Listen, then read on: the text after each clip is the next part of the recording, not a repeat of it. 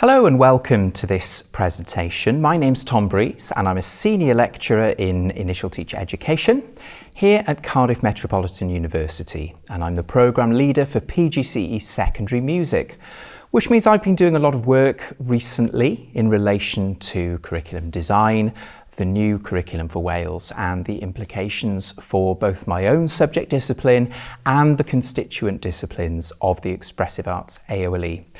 And I'd like to share some thoughts with you today about what I've come up with, what I've found out, and hopefully that will give you some pointers and some ideas when you, as curriculum designers, new curriculum designers for the new curriculum for Wales, are looking to navigate the information that we have, to be able to spot the gaps in the information that we have, know what we don't know, and to look critically, to critique both the things that we've been given in terms of curriculum documents and also the plethora of information and ideas that are coming our way, both from the academic literature and from other sources of knowledge. So hopefully some of what I'm going to say in today's presentation will be of use to you as Curriculum for Wales implementation comes upon us.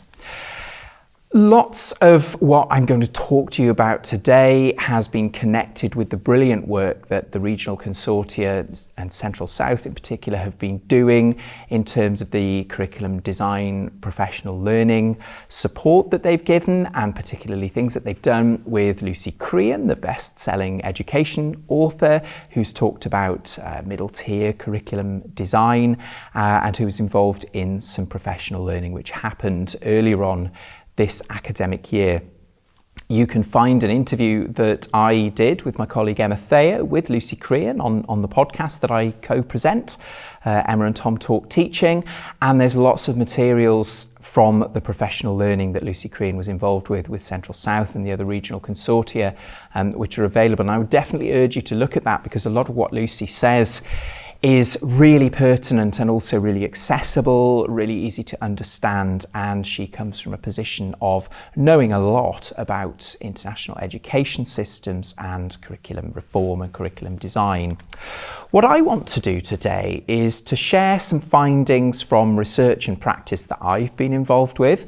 I occupy kind of an interesting position in the research landscape, really. I don't have my own department or my own classroom anymore, although I did teach music for a long time in school. So I come at it from a practitioner point of view myself, from a teacher point of view. I also come at it from a kind of academic point of view, because part of my job involves generating research. But because I have that kind of practical head on, my research always aims to be useful and quite close to practice.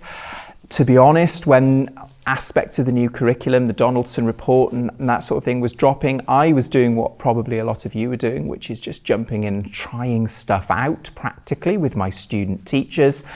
And I want to share some of those experiences with you, because I've been doing that for a number of years now. And some of the things that have come out are going to potentially be useful. So I'll be looking at some of those concepts and content in music and drama, and looking at some of the things that can inform us in terms of how we select and sequence those concepts, how we try to come up with the knowledge and the skills and the content that we need to cover, and what considerations we have in terms of designing our own curriculums. It's coming from my point of view as an educator of student teachers, someone who works with schools quite closely, but also, very luckily for me, somebody who has a little bit of time and space to try stuff out, and for whom it is part of my job to try some of this experimental stuff out. So a quick context in terms of where we are here at Cardiff Met. Yes, we know that the Donaldson report came out in 2015, and over here we could see the way that the wind was blowing, but there was not a lot of meat on the bones, really, detail-wise. I did embark on a cross-curricular project with my colleague Emma, who's my opposite number from drama, and we did try a project with our student teachers in terms of investigating how we make those powerful connections between our subject disciplines. But really and truly, we were just jumping in with both feet to see what would happen. We wanted to investigate that idea of powerful connections. We asked our student teachers to get together, learn a little bit about one another's subjects, particularly for those, in drama who hadn't done music perhaps since they were 14, and vice versa the other way round. And we asked them to collaborate on planning a kind of cross-curricular mini lesson or learning episode. I'm going to be honest and say that at that stage we really didn't have anything behind us other than a desire to have a go. And so we really were just hitting and hoping really in terms of getting our student teachers together. We had a lovely time, but in all honesty, and we knew this at the time, the outcomes were quite hit and miss. Some of them were great. Some of them were really less great. And when they were less great, we found that one or even both of the subject disciplines of music or drama were actually poorly served by planning learning episodes in which we combined the subjects. The actual outcomes in terms of subject, discipline, knowledge or skills or content were not very high quality. We found that it was quite often the case that one or more of the disciplines became shortchanged really by the process of trying to combine them.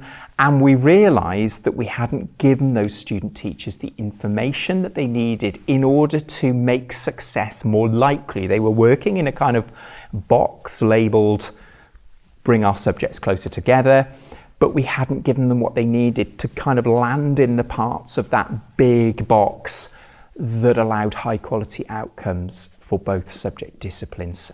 And actually in hindsight, looking at the information that Lucy Crean's given us recently, what we were doing was neglecting the middle tier. And we know this in hindsight now.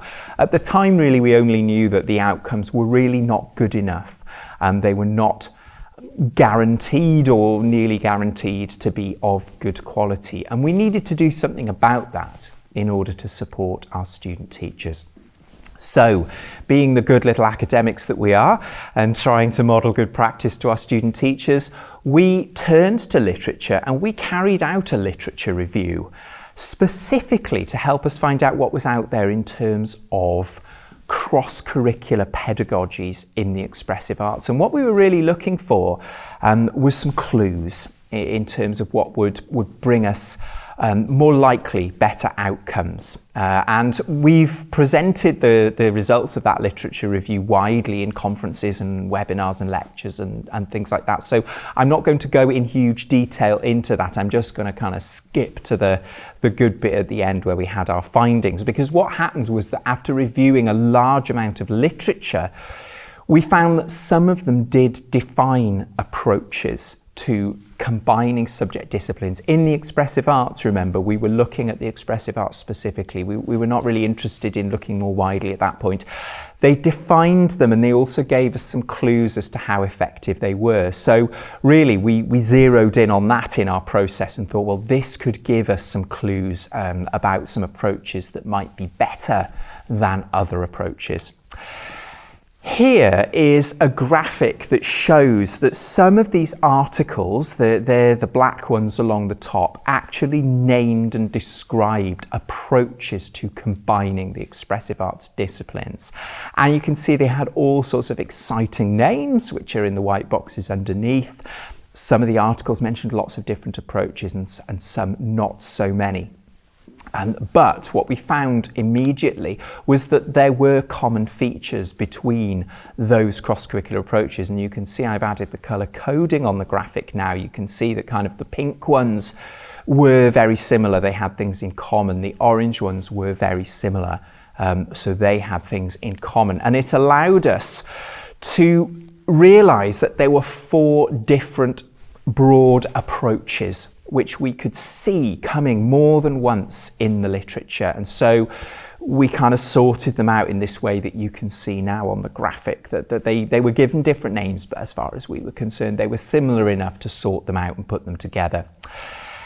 Which was nice, but what we really needed to see was that they were sometimes more effective and sometimes less effective. So having given them names, and these were just names that we made up that you can see along the top here, we were able to put them in a kind of rank order or a taxonomy like this. At the bottom, that peripheral one, that was the one that we felt made the least powerful connections. It had a lot in common with those outcomes from our student teachers, which were less high quality. And at the top, we couldn't really separate those two. At the top, we felt they were both equally powerful, so we put them side by side at the top. And in the middle, we had one which was kind of, it could be good, it could be not so good. It was a bit hit and miss, so it kind of sat in the middle. So what I'm going to do very quickly before I move on to some other things is talk to you about those top two, because the bottom two we're kind of less interested in. If you want to know more about these, you can find a webinar about all of this on the Cardiff Partnership Professional Learning YouTube channel, which I've stuck a link to on the screen now, so you can go and have a look in more detail. But really, we're only interested in the good stuff for the purposes of this presentation. So that cooperative development one, what we have going on in this approach is that the pupils use skills and knowledge in one discipline to help them understand things or overcome obstacles in another. So they may be stronger in one discipline than the other. That would be quite common. And their understanding that they have in one discipline can sort of be used to help pull the other one up, or to help make links and connections. And then the understanding in the other one becomes clearer. And you can see on the screen that this appeared in quite a lot of articles. I'm going to give you an example because it's always easier to kind of follow an example. And this is a nice picture of our student teachers doing this actually. They went right down to the kind of nuts and bolts of the subject disciplines of music and drama, and we'll talk a lot more about that in a minute. And they created a little performance that included movement. So there was a drama kind of approach here, and it included some drumming on djembe drums. And they were investigating pace, so the speed at which things were happening, and they were also investigating dynamics in music, which is whether it's loud or quiet. And those who were able to kind of do interesting things with that on the drums, there were those who were able to do interesting things with that in terms of movement. And they quickly realized that a change in one would imply a change in the other. So, the fast-paced drumming would result in fast-paced movement. The louder drumming might result in bigger, more expansive gestures. Quieter drumming may mean the gestures were smaller, but they also found themselves, moving down towards the floor. And so, although it was quite a simple piece of work, it meant that they cemented those links between those constituent elements of the subject disciplines. And it meant that they could articulate and understand what they meant in a subject discipline that perhaps was less familiar to them. The students there are a mixture of specialists in music and drama, and so they were developing their specialism in the subject that they were less confident in. And so that development is cooperative in the two subject disciplines, and neither of them becomes shortchanged or ignored or reduced to its lowest common denominator. The other one that we mentioned was common concept. And this was a really interesting one in terms of pupils learning about a concept that is shared between more than one discipline. And we had a really nice article in this which used the metaphor of translation, so flipping from one to the other. And they actually did it literally in terms of having a double page spread in an exercise book. They were looking at the concept of composition. They were looking at it in art, actually, the idea of composition in the visual arts. And that is actually a concept in music as well, but they didn't use it in music. They actually used it in creative writing. And they were flipping from one page to the facing page in their book.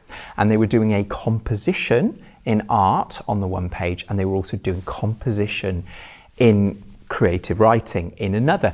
And again, the feature this has in common with the other one is that pupils will be stronger and more confident in one of those than the other, and they will encounter problems or obstacles in the weaker discipline. And when they did so, they were able to flip across to the other side of the page, the facing page, and address that obstacle in the medium that they were more confident, solve that problem, and then translate it across to the other medium.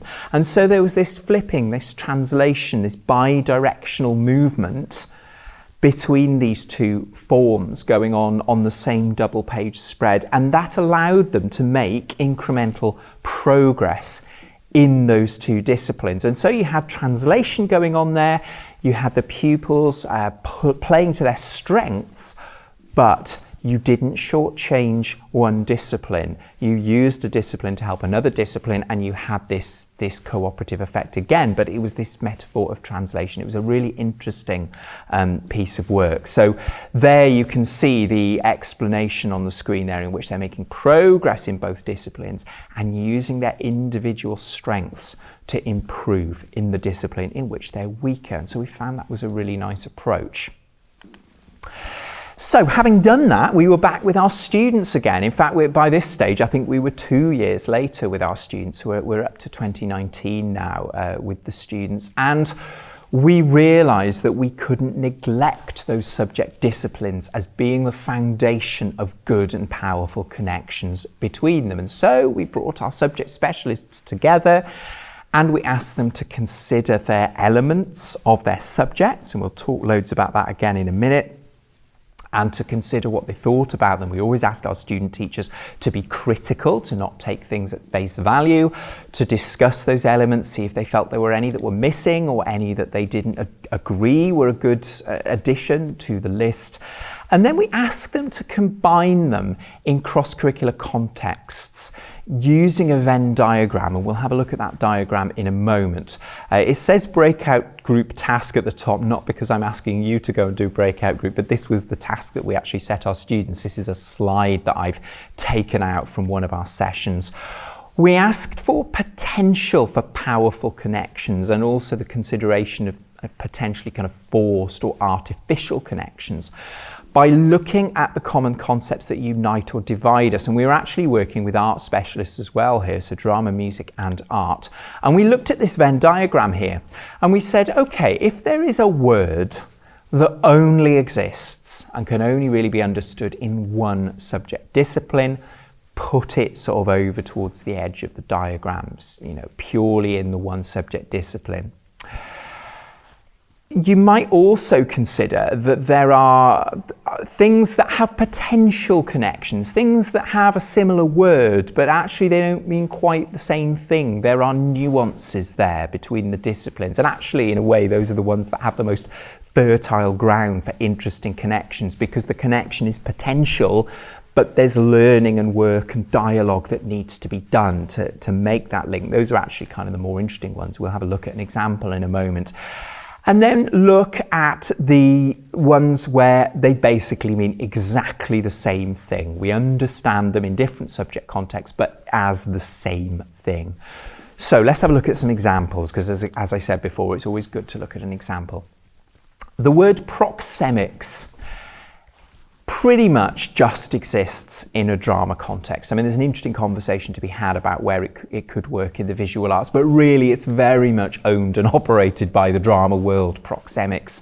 For non-drama specialists like me, I'm reliably informed that involves talking about the relationships between objects in space on the stage, the placing, the relationships, where they are in space on the stage. And so that is very much a drama thing.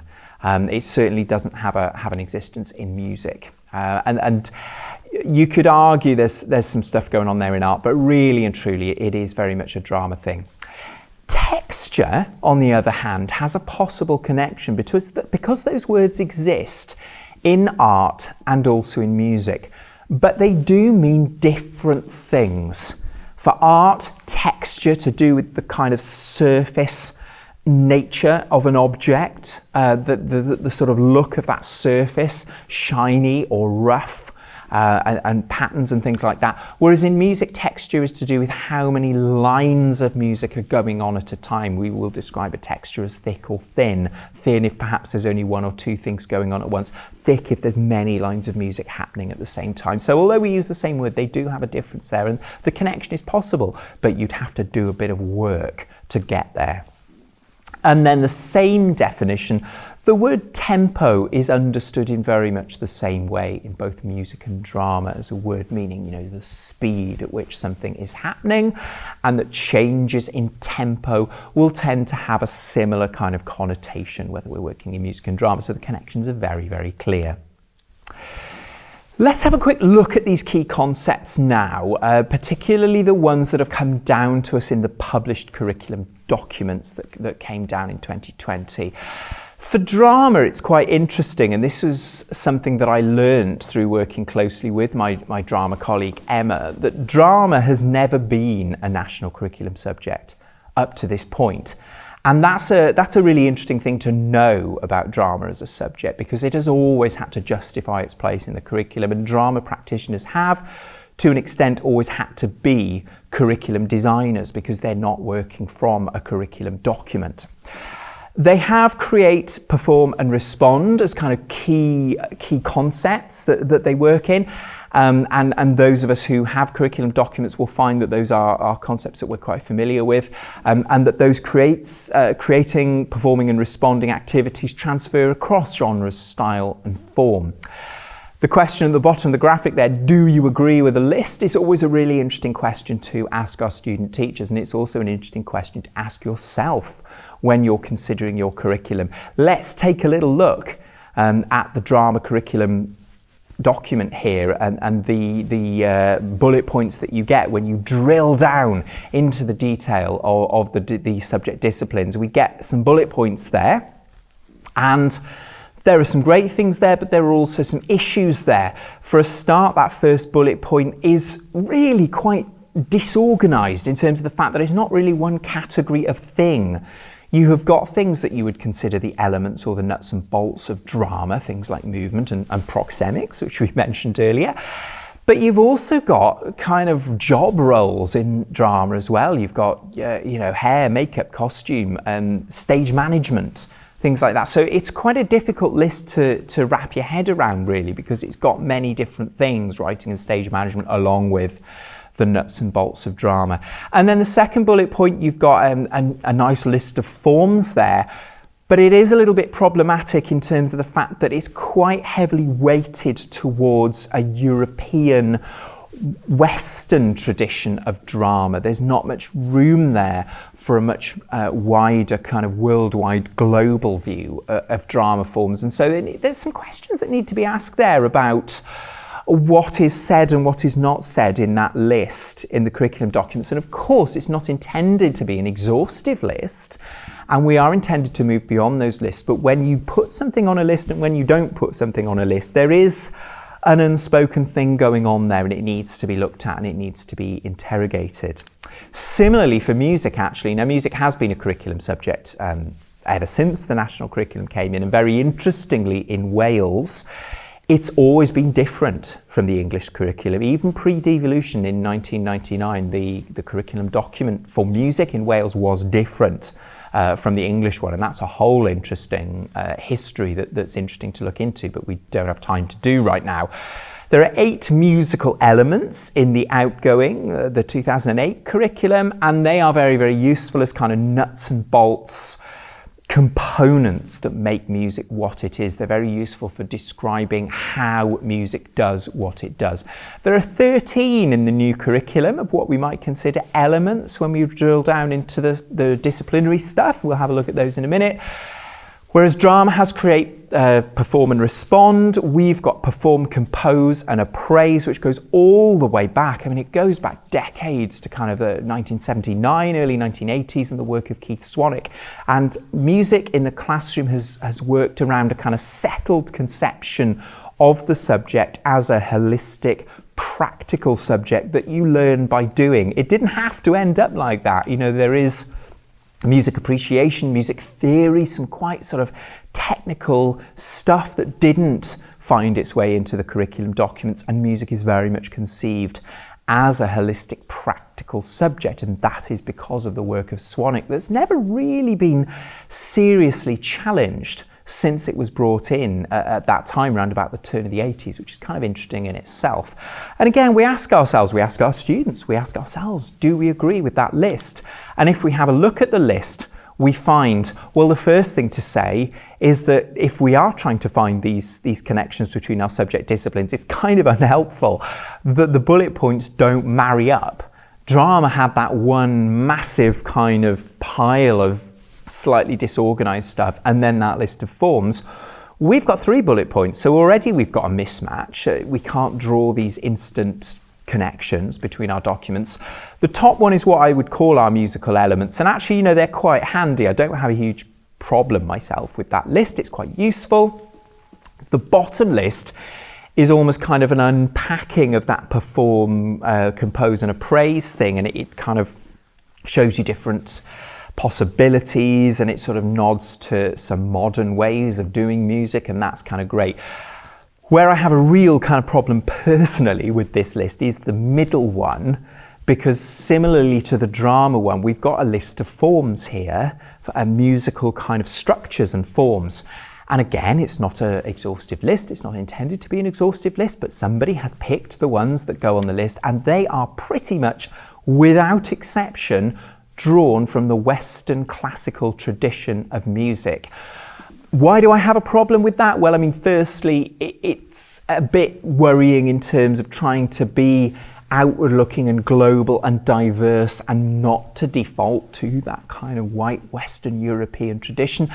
But more on top of that, music, you only have to look through the literature about music in the classroom to see that there is a kind of age-old problem that we have, that most music teachers are trained in the Western classical tradition of music, and they have a mismatch in values with their pupils who are mostly interested in the pop music tradition or non-Western musics from around the world.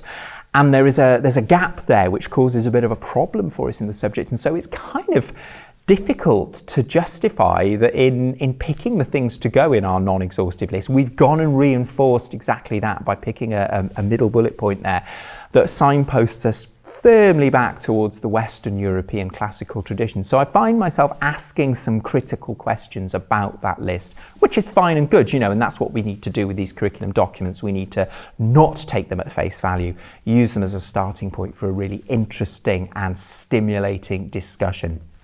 So I will leave that there, and I will bring in some interesting stuff from the literature now, because we are, of course, while being curriculum designers, we're also trying to work out what it is that we're actually doing with our subject disciplines in the classroom, and what is the nature of our subject, and what are the cherished core things of our subjects that we want to hang on to while we step into this brave new world of the curriculum.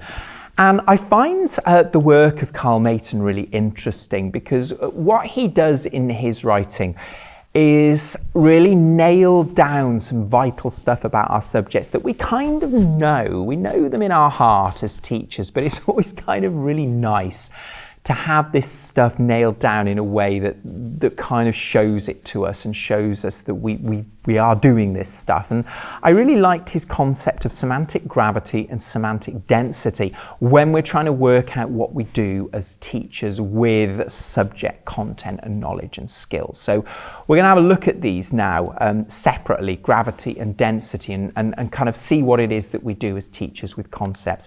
So taking semantic gravity first, this means, it's kind of a posh name for when we take a thing that the pupils need to know about, and as teachers we need to start with it firmly rooted in a specific context in order to make it manageable and understandable for our pupils. I've got a non-expressive arts example here for us, and we'll do an expressive arts example in a second, but the Battle of Hastings. Pinch this one shamelessly from history. It's a very specific event. It happened in a very specific place at a very specific time. It's quite easy for us to take it and work on it with our pupils. So it has strong semantic gravity. If we move along that continuum now towards the other end of the continuum, where the concept is understood in many contexts, we could look at the concept of war. So we could move the Battle of Hastings and put it in the context of war, but war is a much bigger thing.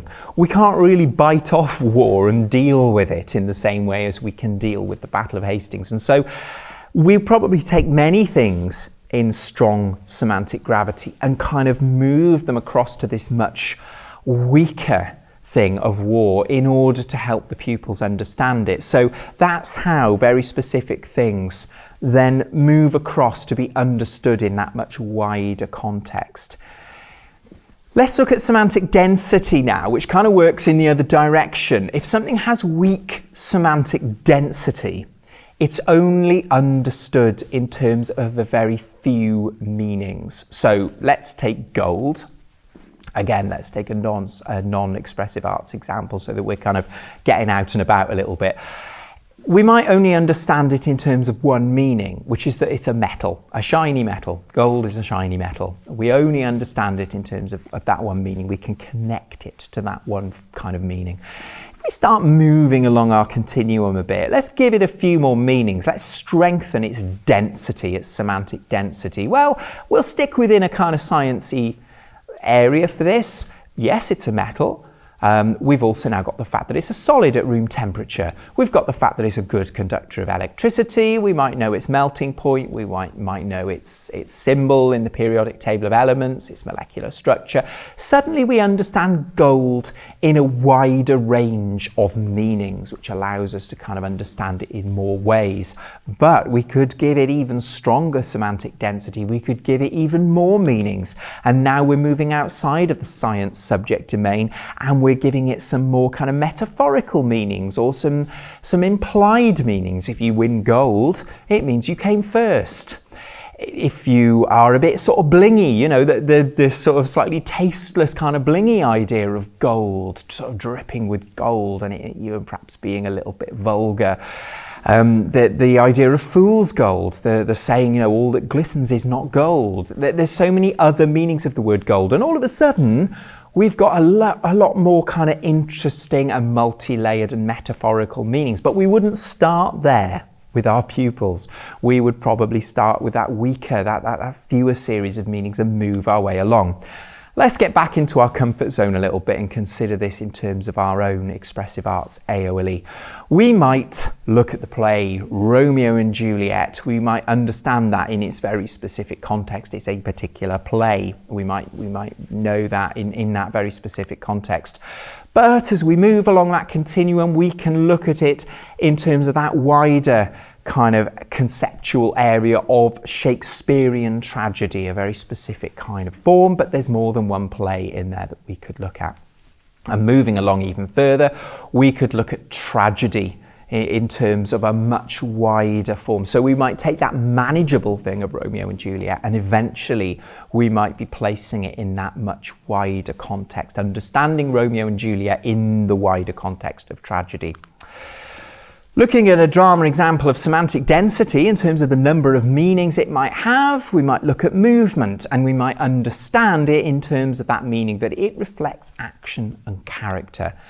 But if we move our way along that line, we can look at things like body language, choral movement, facial expressions, gesture, individual movements, and that there are particular conventions of movement in different genres of drama. And all of a sudden, that movement thing that was only understood in quite a simple way now has a web of meanings.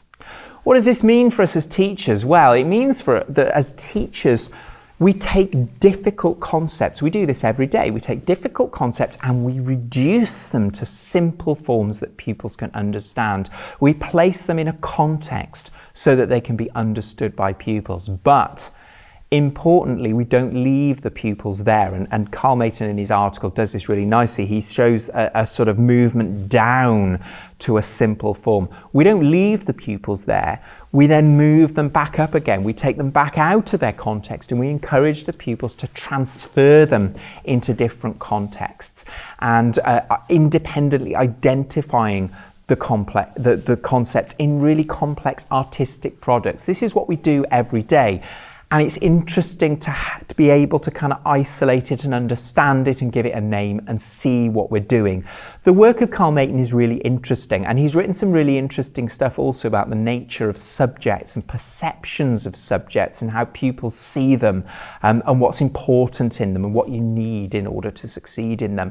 And I find his work really interesting as we, as curriculum designers, try to get to grips with the nature of our subjects and what's important and how we take concepts and make them accessible for our pupils and then plug them back into that wider world in which they operate. Let's look at an example let's imagine that we're trying to come up with a kind of cross-curricular project in our departments. And let's imagine that we've decided that we're going to produce some kind of documentary. We need to specify that middle tier that kind of glues everything together. And I found working with the students, big ideas are 10 a penny. It's dead easy to have a big idea. And it's actually quite easy for us as subject specialists in secondary particularly to be able to identify nuts and bolts things that we want to be able to do in our subject disciplines. But the middle layer that kind of glues all that stuff together can be a little bit harder to come by. So let's have a little look at some examples. As a music specialist, if I was asking my pupils to create a documentary, it's quite possible that I might think, well, wouldn't it be a great opportunity to put a minimalist music score in there in the background? I certainly don't want my subject discipline reduced to the status of just providing sound effects, because that's not music, that's sound effects, and that's really shortchanging my subject. So I'm looking at having some kind of music soundtrack. You don't have to watch many documentaries before you hear a sort of American minimalist style. It's really popular. It kind of speaks of kind of urban, sophisticated kind of things. You hear it a lot. The work of Philip Glass is really popular, John Adams, Steve Reich. You would need to explain that. If you were working with year 7, 8, 9 pupils, you would really need to spend some serious time going through the subject-specific stuff about minimalism, how you compose them in a minimalist style, what are the techniques that make it what it is. The pupils would need to be able to listen to those pieces, understand how it works, and generate pieces in that style. Otherwise, you're going to get a really poor quality outcome. That is the glue that's going to make things work for us in music. However, if you're working with, say, year 11, 12, 13, you might not even go as far as saying you want a minimalist score. You might say you want an appropriate music soundtrack, and they need to be able to justify their decision artistically. It's quite possible they might then do that. They might create a documentary with a lovely American minimalist music score and be able to justify that artistically. But crucially, by that stage, they're probably going to know how to use a number of different musical genres and styles, justify them artistically, and deploy them successfully in that documentary kind of context. And so it may be that your older pupils don't actually do what you expect, may come up with an entirely different genre of music because they've got several available to them, but they will be able to justify their choices artistically and deploy them well. And similarly for drama, it may be that in this documentary you might make use of the verbatim theatre style, in which the words of people who have experienced things are reproduced exactly by actors, and there are very, very specific stylistic features of that genre of drama. And again, younger pupils would need to know those and be taught them and be able to use them and understand how to do it before they would try and create this documentary. Whereas again, your older pupils might be asked to use an appropriate genre of drama and may choose that one and justify it, or may choose a different one. But as teachers, we have to kind of know where that line is drawn appropriately for the pupils that we've got, and how we sequence things in such a way that they can be successful, and that we don't just say, hey kids, make a documentary and make sure there's some music and some drama in it, because that way lies the lowest common denominator for our subject disciplines. So, in summary, yes, the new curriculum gives us new and exciting opportunities to make powerful connections across subject disciplines, to provide authentic contexts for working with our subject disciplines, and that way lies some really, really interesting learning, some real motivation for pupils, and some fantastic outcomes. But subject specialism, subject disciplines, and the key kind of core nuts and bolts knowledge and skills and concepts underpin that. They sit underneath that, providing the foundations on which high quality outcomes are made.